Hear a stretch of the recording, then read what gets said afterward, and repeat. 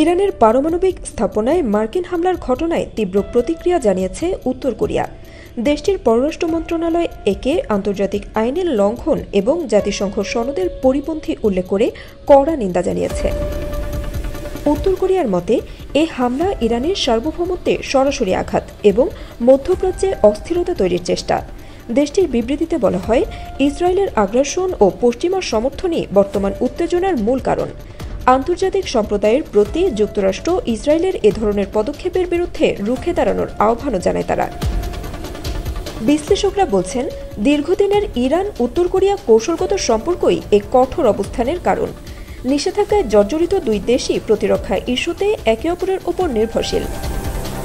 এর আগে ২১ জুন যুক্তরাষ্ট্র ইরানের ফোর্দো, নাতাঞ্জ ও ইস্পাহানের পারমাণবিক স্থাপনায় হামলা চালায়। হামলায় প্রাণহানি না হলেও ক্ষয়ক্ষতি হয়েছে ব্যাপক। এর আগে ১৩ জুন ইসরায়েলের হামলায় নিহত হন ইরানের সেনাপ্রধান, আইআরজিসি প্রধান সহ শতাধিক ব্যক্তি। এই পাল্টাপাল্টি হামলায় মধ্যপ্রাচ্যে নতুন করে উত্তেজনা ছড়িয়ে পড়েছে এবং বিশ্ব রাজনীতিতে বিভাজন আরও স্পষ্ট হয়ে উঠেছে।